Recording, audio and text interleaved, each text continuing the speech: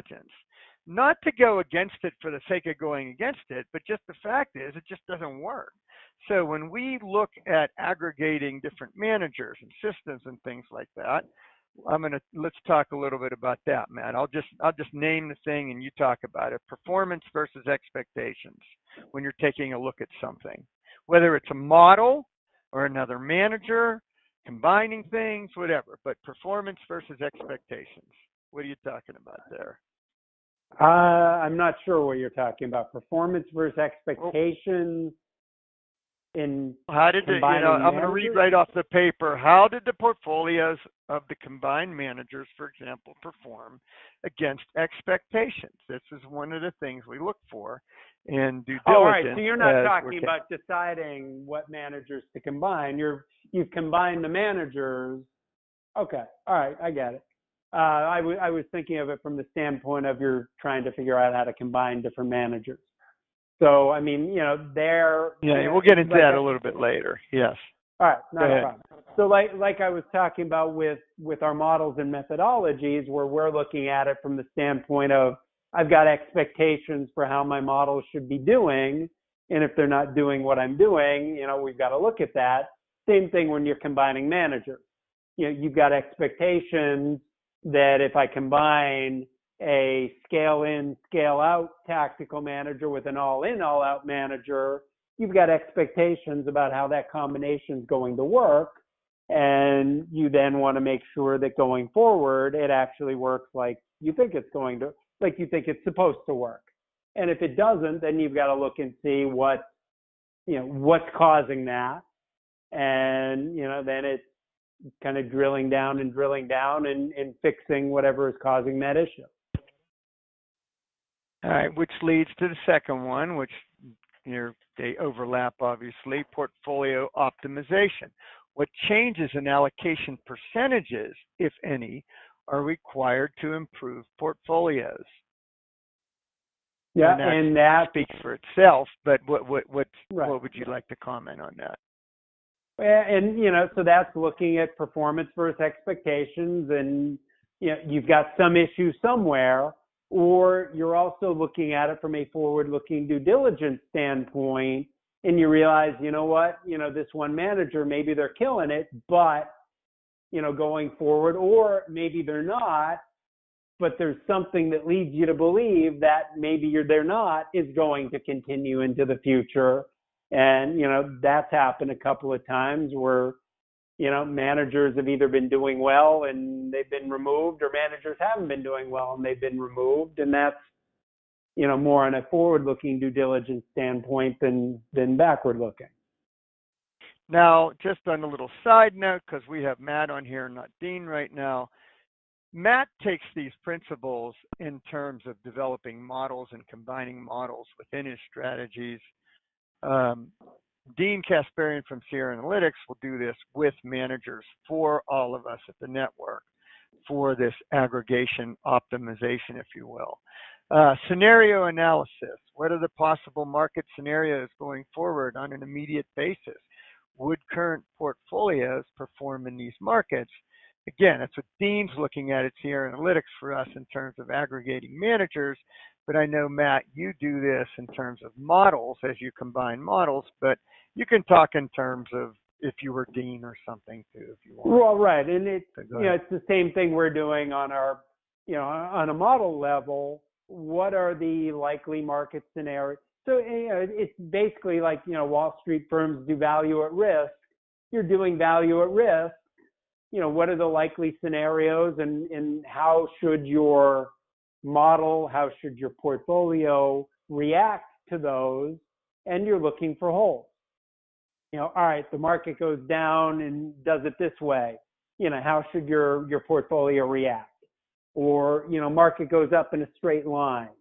So you're looking at all the likely and unlikely scenarios and stress testing things, again, either on a model or on a portfolio.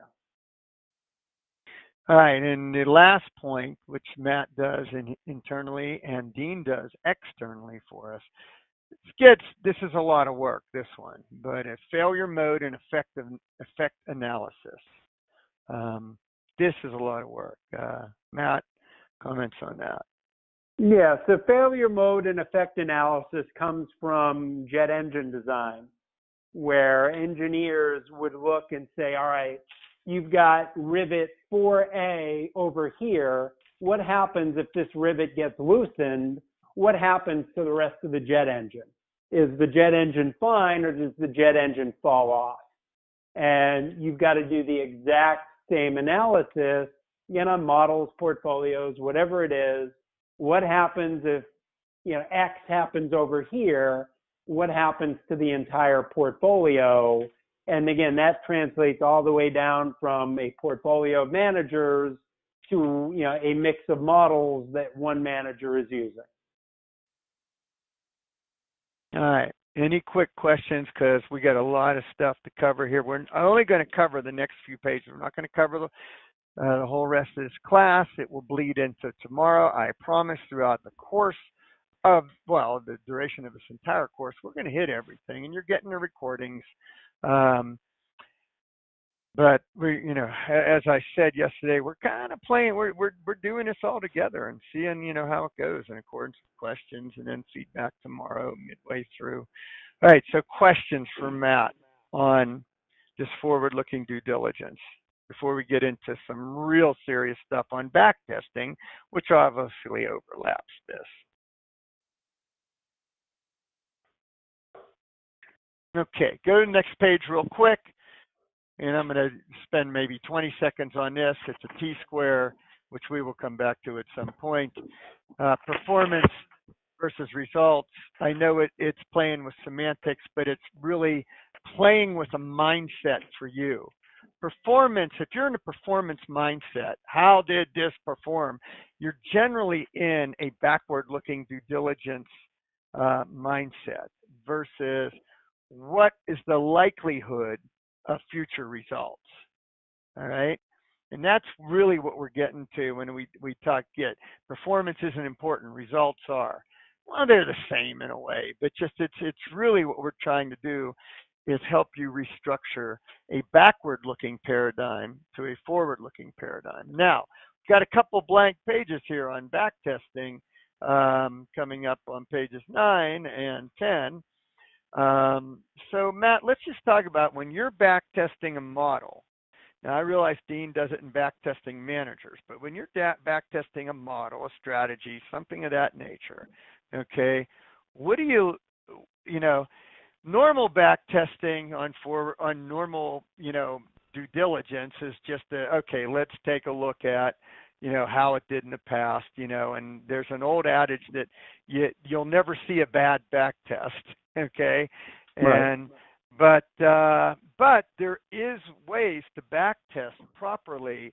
It is a hell of a lot of work, which includes a thing called walk forward testing too. But, let's talk about when you back test something, Matt, what are the filters you take something through? And you're talking about back testing your own stuff, because let's talk about when you come up with an idea that you really like.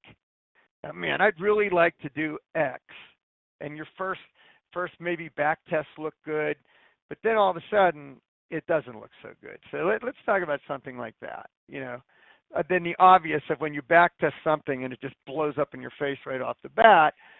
What about with something that looks good? You're very passionate about it. You've thought about it for a long time, and a lot of managers will look the other way on the most critical elements of back testing, which are what, Matt?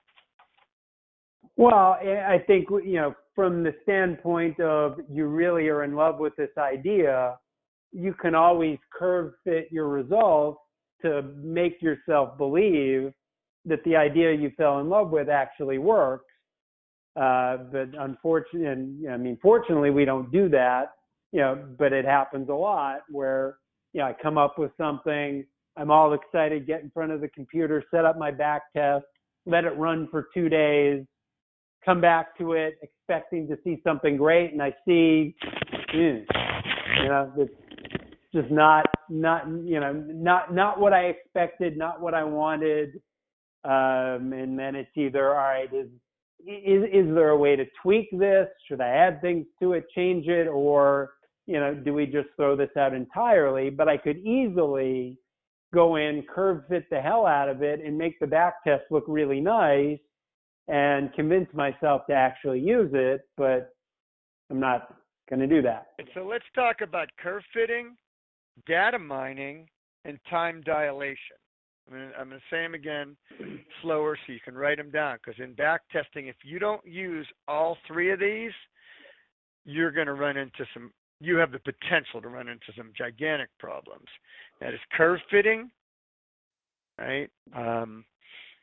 Data mining and time dilation, all right? Because we're okay with using back tests instead of real returns for models and managers. We're totally okay with that in the network, all right? You don't have, we can roll with a back tested track record, but it has to meet these screens. Otherwise, we're not willing to take that kind of chance. Because you can have a real track record. Hang on, you can have a real track record that looks great, an actual track record that is great, that couldn't hold a candle to a back-tested new product that went through all these screens. Because a real track record but doesn't meet the aspects of portfolio flexibility due to the manager's ego or unwillingness to do the work to change, you could get your head handed to you. So let's talk about curve fitting, Matt, and then we'll talk about data mining and in time. I think it starts with data mining. Okay, we'll start with data mining. That's fine. Yeah. So understand that there are so many data points now when you're looking at market, stocks, whatever, that there are patterns out there that are random that that appear like, wow, if I just did this, I'd make a lot of money. But what you really got is a random pattern. For example, I read once in a book, and I don't know if this is true, but it probably is, that every year that ends in a 5 has been up. So you could look at that and be like, wow, I found the Holy Grail. So I just stay out of the market. And then every year that ends in a 5, I buy 3X, market ETFs, and I make a fortune. And, there are patterns like that in the market that make no sense. So the way you avoid data mining is you always start with a premise, some idea that then you do the back testing to either prove or disprove your idea. Where you end up data mining is you just, program the computer to find some random pattern and think you've found the Holy Grail, and, you've really found nothing. So you teach the computer to act like a human, which is we will consciously or subconsciously always seek what we want to prove. And you've got to, and you all get locked into it unless you're mindful of that in confirmation bias. So it's almost like you're teaching a computer to use confirmation bias. Make this system work for me. That's data mining. Curve fitting, Matt. Yeah. So curve fitting is you're basically fitting the data to prove what you want it to prove. And it's really a lot like backward-looking due diligence. You're finding something that worked in the past. You're not doing anything robust with it, and you're expecting it's going to work equally as well going forward. And then the first time you use it is with real money, and the results are almost always completely and totally underwhelming. So again, keep in mind when managers come to the network and what Dean's looking at, if they bring a back test, that's totally fine with us, but we're going to screen it through these elements and walk forward testing that we'll get into sometime. And walk forward testing is one way to avoid curve fitting, but there are other ways. And you could, for the sake of time, go to Wikipedia and look up walk forward testing. It's very accurate as to what it is. And ironically, Dean Kasparian is the one who came up with that term for the industry. It's not listed on there, but he was the first one. If you knew his history and what he's involved with, I'm real proud of him for that. But all right, so let's talk about time dilation. Time dilation is a human condition that we seem to avoid looking at when we're looking at track records, real or back tested. So what is time dilation, Matt?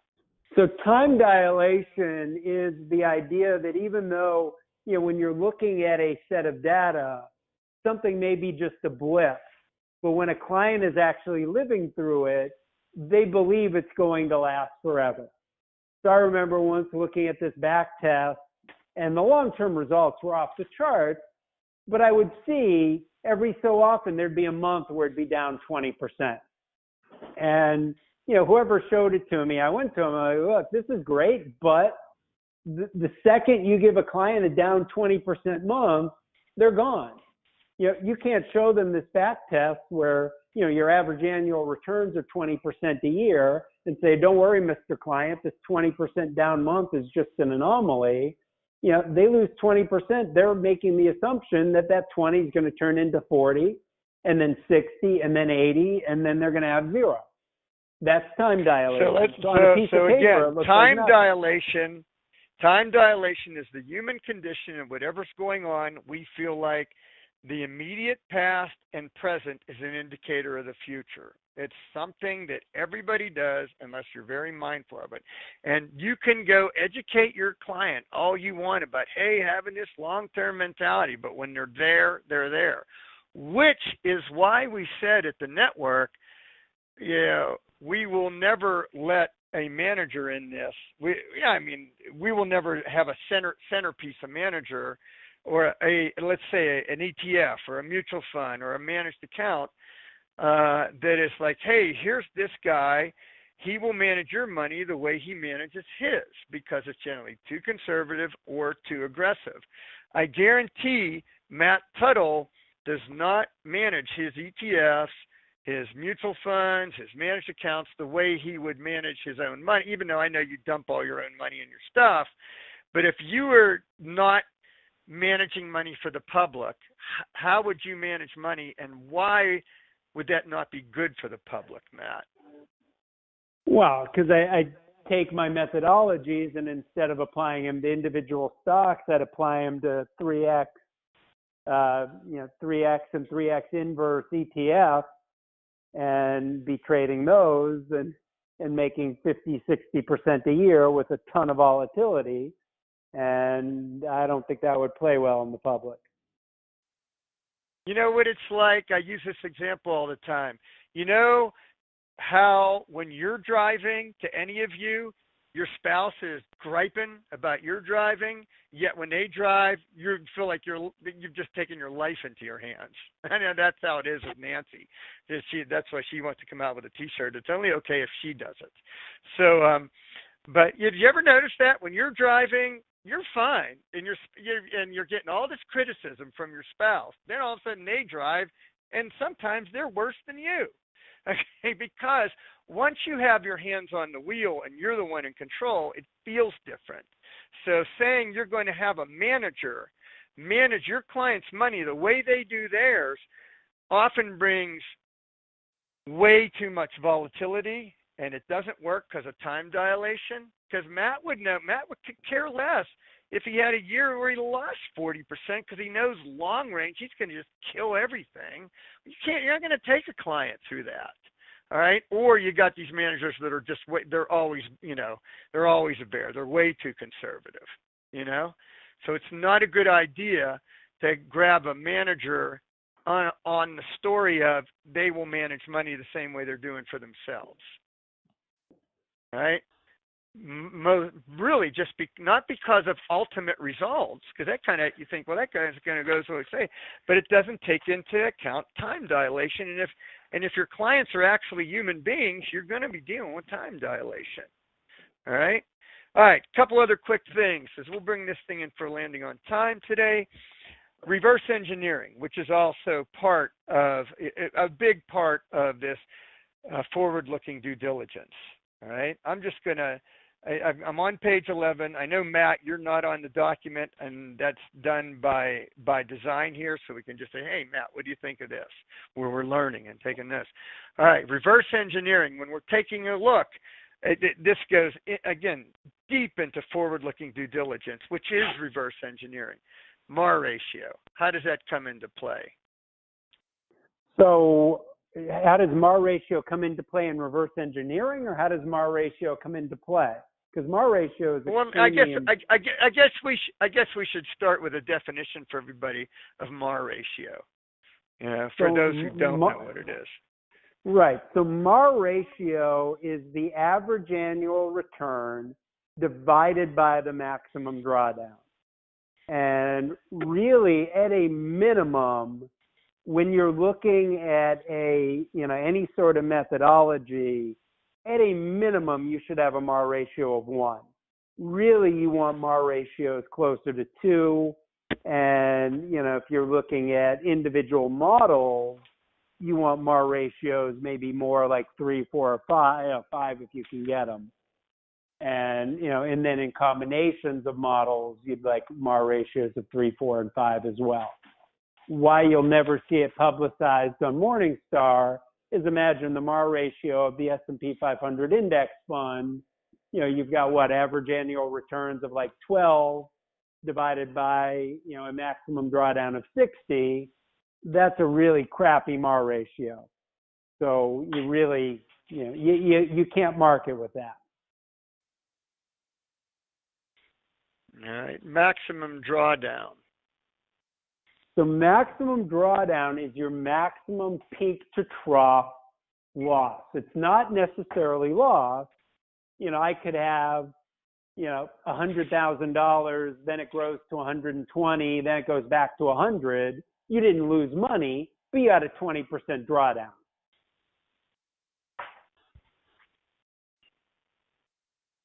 All right, I'm just going to go down the list and we can, because actually this in reverse engineering, we're also, in relation to time dilation, this is where we're talking about managing the client's experience, not expectations, that we talked about yesterday. Worst month.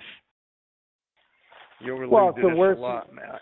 Yeah, worst month falls into managing client experience. It also falls into time dilation because, you get a client, regardless of what they're doing for the month, they open up their statement and it shows they're down 5%.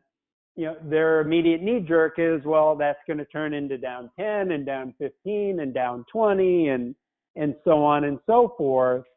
So one of the things in kind of managing the client experience is managing that worst month, and that goes to, all the model development and, the combining of models, the combining of managers, all of that to, one of the results being your worst month is something that's palatable. Okay. And that's where it says measuring client experience is the next thing. I'm going to just throw out this bullet point here. I don't know if there's comments on it. Break large chunk of data into monthly pieces. This is some of this stuff we brought into this class is older stuff that we used to teach. If it's not still relevant, just say nah. I would say nah. Okay. All right, so let's talk about walk forward testing. All right. So just out of your mindset here, and again, I would encourage you all to go.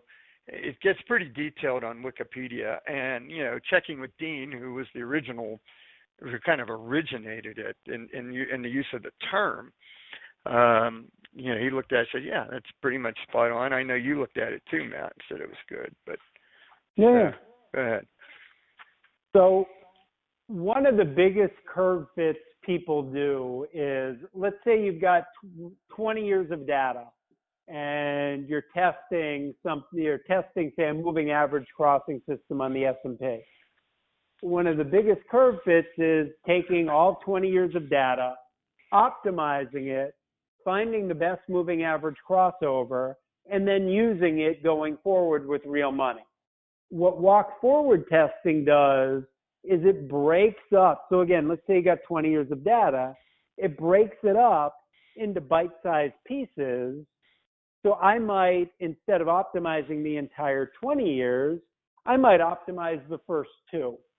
And then it gives me a moving average. And then I see how would that moving average have done over the next 2. and then I re-optimize and then see how it would have done. And then, so I keep walking my ops